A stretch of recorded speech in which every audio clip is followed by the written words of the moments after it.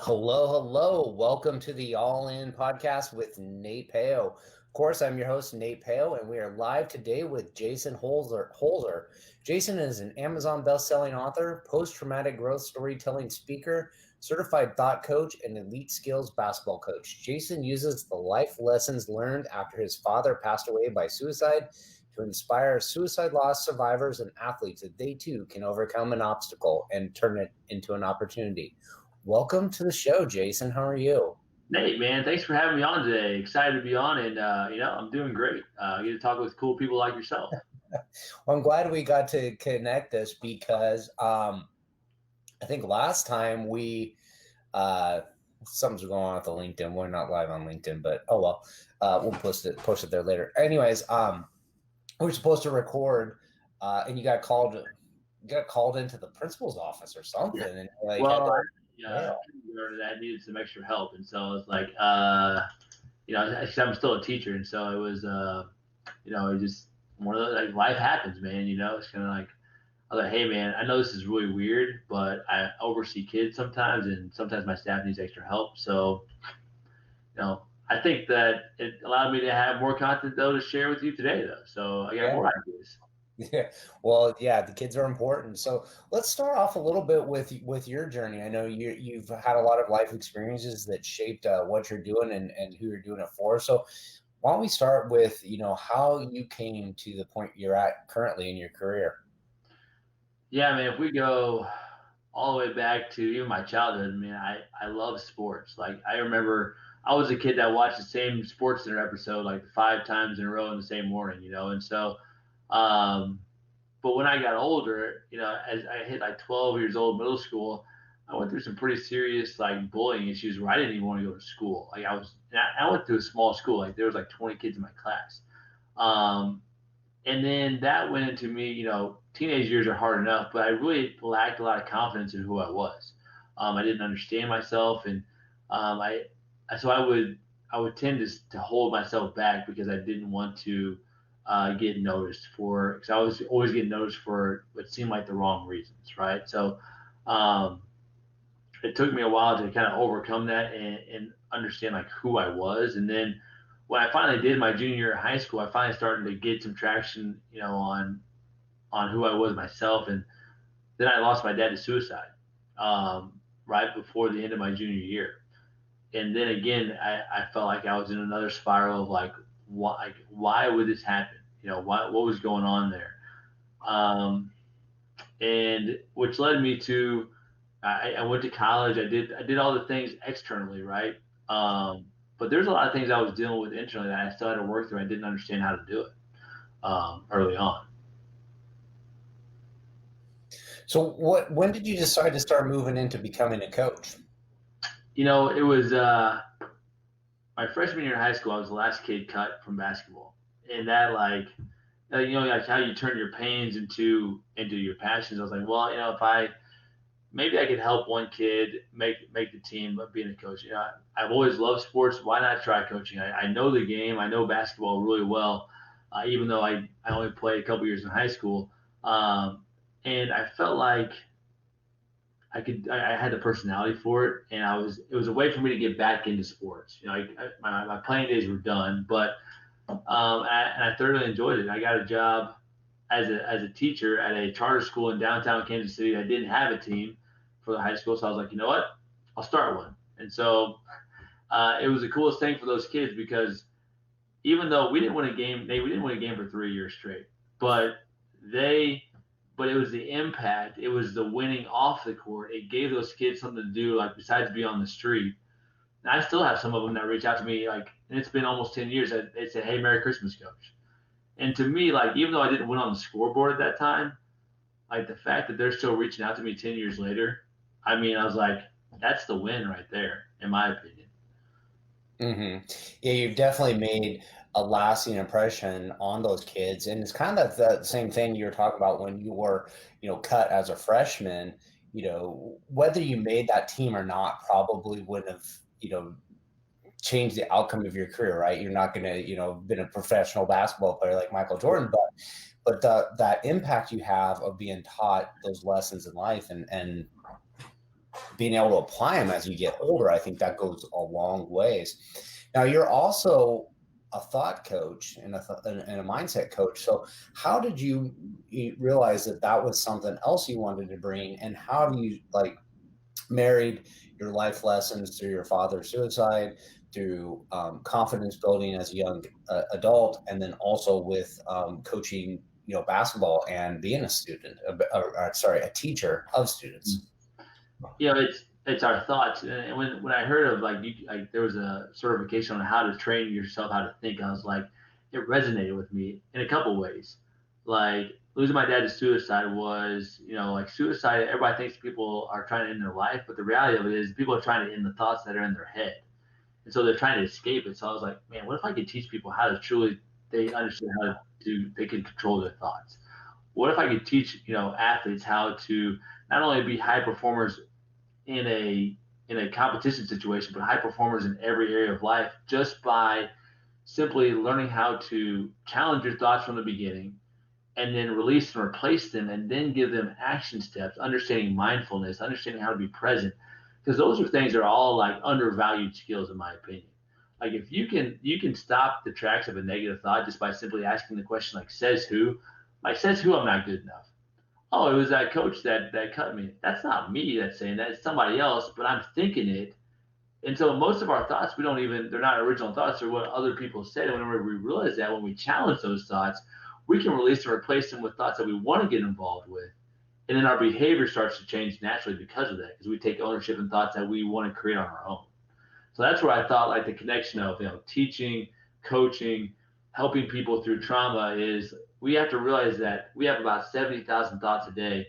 90% of them are repeated from the day before, but how many of them are our thoughts and how many of them are what other people are telling us that we just believe and don't even question? Yeah, I find that there's a lot of thoughts that creep in our head of what other people might have told us, but also sometimes it's the thoughts of thinking that other people might think of us too. Like maybe the coach didn't even say like, "Hey, you're not good enough," like, but we're telling ourselves those things, and they repeat, and it's trying to tell your mind differently, or revisiting like, oh, the events of yesterday, they tend to play over in our head of like, well, what if I had said this? What if I had done this differently? Could I have shaped that outcome a little bit better, or could it have worked out and not been, as problematic and causing me grief and stress or whatever today? And in reality, like you can't. And those thoughts are replaying inside your head. I find they don't serve you because you can't do anything about them. And they brought this up to me is I was dealing with a conflict, and it didn't really work out in my career. And I was sitting there thinking, gosh, I wish I had done this, wish I had done this. She said, think about it this way. Imagine if you were at the horse races and you got there before me and you went and placed a bet on the horse. And by the time I get there, the race is over. The horse that won is in the winner's circle, and I show up and I ask you, I said, hey, did you bet on the horse that won there?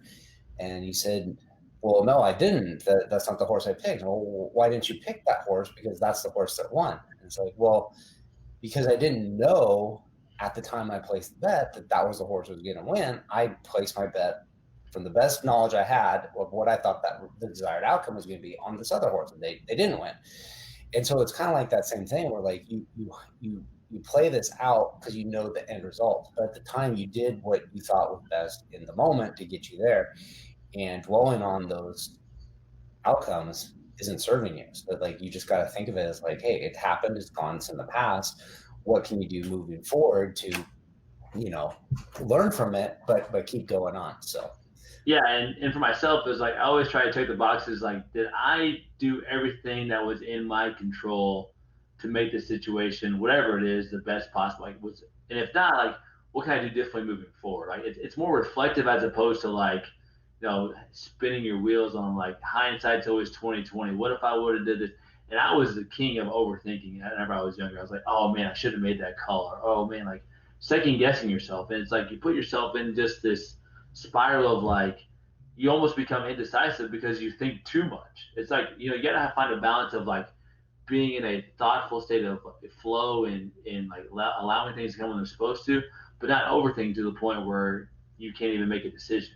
You Mhm. know, um, so I always try to say like, well, was I able to control what I can control? And if I was, then like you just have to accept it and be like, hey, how can I make it better in the future? You know. Yeah. So you've had some experience training kids and seeing them have, like you said, 10 years of life experience after. Like, is there something to be said about teaching young adults these lessons of mindset, how to overcome things that didn't go your way? Because I felt like when I was growing up, I didn't really have anybody teaching me these things, and because I didn't play sports and I didn't have this mentor kind of like going into this mindset world.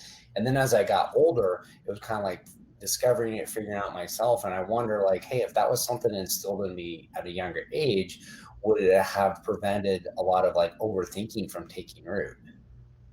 Yeah, I mean, it definitely can't hurt, you know. So think about this: like our molding years is, you know, 8 to, I mean, whenever we're kids, we're younger, like we do everything our parents say. But then as we get older, we try to find our independence. We try to like figure out what life is like without the influence of a parent. But so sometimes a coach, a teacher, you know, you name it, we'll kind of take on like, hey, we want to be like them. And so my thought is like, well, what if we taught kids like, hey, things may not go how you want them to go, but what if they are going how you need them to go to become the best person you can be? What if the challenges you're going through right now are preparing you for what's next? And so then you kind of get people like, oh, I don't necessarily enjoy this, but if what I'm doing right now is helping me in some passion, like figure out my purpose in life, then at least it makes it worth it, right? If you're going through tough situations and you know there's some sort of like lesson to be learned. There's some sort of skill to be developed to make me who I'm supposed to become. Even though it's not enjoyable, it's purposeful. You know, it has a place. And so I think if we can teach kids that, like, hey, you know what, life isn't going to always go your way, but what's that resilience you have to learn from it and take positive outcomes from it to make you a better person and not become bitter. I think that's some great insight and great advice for kids and people that work with kids to take on and teach and instill them.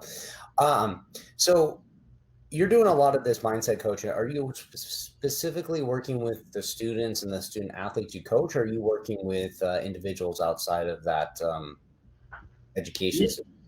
yeah, I mean, honestly, it's mostly like athletes, and then working with suicide loss survivors as well as a place I'm stepping into to kind of help them like learn how to move forward. Like the subtitle of my book is "How to Move Forward After Being Left Behind." Like, how do you overcome, a situation that can be so complex and devastating, and still live your best life. And then also, I mean, I actually train people to become certified thought coaches as well, like taking them to the process of how you could help more people. And so as a teacher, I just learned like, hey, you know what? Anybody can be a teacher if you're willing to listen first and hear what people are needing, almost as a guide. And then, yeah, so it's working with adults, it's working with kids. Because I feel like you can make a connection. Like we're all human, so there's a connection at some point with us, even if it's just like, hey, we're two guys that are sharing experience together. You know. Mhm. Yeah, I think it's important that you realize that your unique life circumstances kind of shape who you are personally, not like you and me, but like everybody. And your message might relate to somebody and make a difference in their life. And clearly, you've had a set of circumstances with your father, committing suicide that a lot of other people don't have. And that message might not resonate with somebody that's going through very similar stuff in your life. And I've been a big advocate of men's mental health, of people that, we may have depression, we may have things going on in our lives, but you're kind of taught at a young age, like, hey, we're guys, we don't think about that stuff, we toughen up, don't deal with it, and so we bury it, and then as we get older we don't know how to deal with it, and it is those voices in our head, not necessarily the circumstances surrounding us in the physical world. So when did you step into your role as a leader and advocating and helping others who experience similar experiences as you? Honestly, it was the belief that I could do it. As whenever I started stepping in that space, it was whenever I started writing my book about. It's been about out over a little bit over a year, so it took me about 12 months to write it or so. It was in that space of like trusting, like, hey, my story could impact one person. If I make a difference in one person's life, maybe that one person goes and changes the world. So it's like, what are we here for? We what's our purpose here? And so for me, it was like, I have this story. I could hold on to it, or I could use it to not only heal myself and the things that I'm doing, but also help somebody else. Also Mhm. help somebody else feel like, hey, I'm not going through this alone, because it's very like somebody's going through something. I don't know if you've ever experienced this, but like you feel like you're the only one that's ever gone through it before in your entire life. So if somebody can like, oh wow, like that happened to me too, man. Like it just makes you feel like you're not alone. And when you feel like you're not alone, it makes you feel like you have a tribe of people that can, help you out and go and move with you. So um, that's kind of what I started on this path of like, well, if it helps one person, then it was worth it. Yeah, I felt personally like when I started sharing things that were a struggle in my life, other people stepped up and reached out privately and they said, "Hey, look, I've been there, I've done that. Like you're not alone," and that meant a lot. Like you started feeling a bit stronger and like, "Hey, you know what? There's people I can turn to, and I don't have to hold this into myself. That there are people I can Mhm. support, and if there are other people out there that are supporting me." I'm probably not the only one that feels this way too. Like Right. maybe somebody else needs to hear that message, and it's almost like it's my obligation to share that with the world, so that other people go like, "Hey, I felt it too, and I can seek help and I can seek support." hmm Yeah, it's like it's you don't feel like you have to hold it in either. Like you mentioned, it's something like I felt like once I was able to tell my story, like the weight was just lifted off. Like it was something that I didn't have to try and hide anymore. Like people ask you, hey, what are your parents doing? I was like, well, my dad passed away. Oh, how did he pass away? Well, he passed away by suicide. And then like that's a whole other complex thing. People are just trying to be kind and get to know you. I feel like if my story's out there, then you can get past that. You can go deeper with people quicker because they know what you're about. Like, they understand like what you're trying to do. It's no secret. And I think that's where transparency is key. And a lot of us are scared to be transparent because we're scared to be judged by other people. But whenever you realize like it can actually help people, and you focus on that as opposed to focus on like what people are going to think of you, it helps you walk in that space even more because you know you're making a difference in somebody's life. I totally agree with that. Like there's a quote, I think it's in the Game of Thrones where the guy talks about wearing your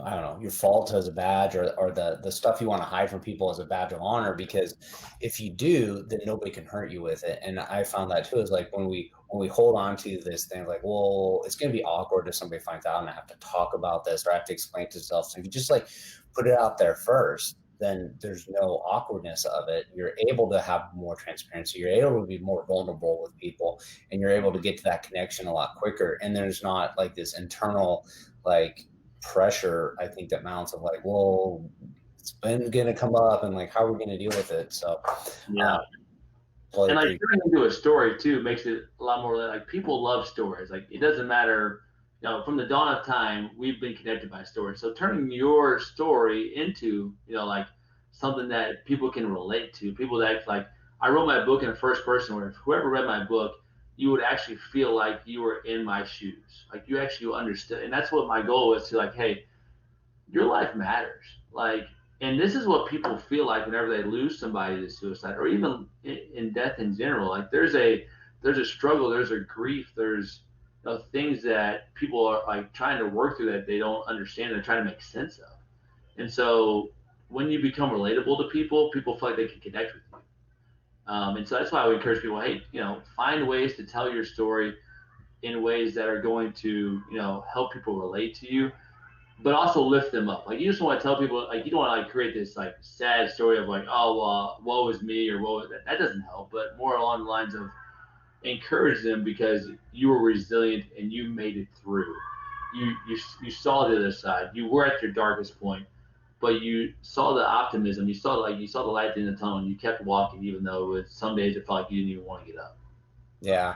So you're talking about finding ways to tell your story, and one of the other ways you're telling it is through your podcast. So let's talk a little bit about that. What's your podcast on, and what's kind of message you share there? Yeah, it's with 40 athletes, it's we're teaching essential life skills through sports. We're teaching the skill sets that we feel like are transferable in any area of life, whether you're playing sports, you're at home, you're in school, you're in public, you name it. And so we have people involved in sports, former athletes, coaches, you name it, mental performance coaches, talk about skill sets on how to build habits, how to be resilient, how to be great parents, like everything involved in sports that doesn't have to do with a specific physical skill. The life lessons, the teachable moments kind of thing. And so we've been blessed to have some really awesome guests on there that really have some great messages and some great strategies on how to dive in deep on mindset, leadership, you name it. Some of those intangible skills that without them, it's hard to be successful. Yeah, cool stuff. So before we wrap up, I want to ask you, what does it mean to you to be all in on an idea or an outcome? Um, to me, it means like you give everything you've got.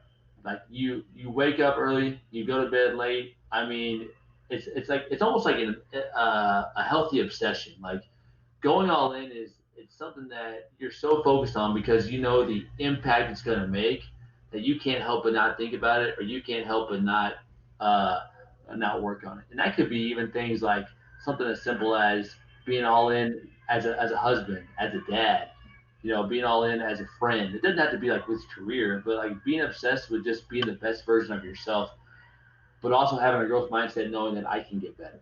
So that to me is what it means to be all in. I like that. And I like how you apply it. It doesn't always have to be in one area of your life, but it needs to apply to multiple areas, if not all of them. So we talked a little bit about the coaching that you're doing, the mindset. Who are some of the, if you're going to describe them in detail, of who you work best with? Can you describe who that person might be? Somebody who is open-minded, collaborator, but somebody who is bold, who wants to like push the envelope too, like challenges you, like really, but challenges you in a way that encourages you too, like gets you out of your comfort zone. Because sometimes we get stuck in our safe zones, right? So you need somebody to push you, to believe in you, to say, hey, you can do this, and here's how you do it. Mm-hmm. And just challenges your thinking, that helps you like, oh, okay, I never thought of it that way before. So those are the people I work with is like collaborative leadership. Like it's the best way, not necessarily my way. Right, right. So where can people go if they want to get connected with you, want to work with you, want to get your book? Where should they go to find you? Yeah, man, my book is on Amazon. Shattered by Suicide, Renewed by Resilience: How to Move Forward After Being Left Behind. It's also on audiobook on Audible, and Kindle. You can find me on LinkedIn and Instagram. Those are the two main social media platforms. I'm on Facebook, but after watching Social Dilemma, I kind of stay off Facebook, to be honest, as much as possible.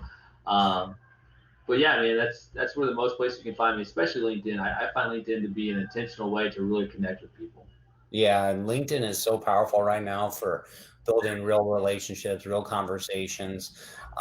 People think it's just strictly lead generation or it's strictly just posting business stuff, but really, I find the power is connecting with people you've never met before, and then turning those kind of like digital interactions into some sort of conversation, like via virtual, like we're doing now on the podcast, or just a phone call or maybe a coffee if that's convenient.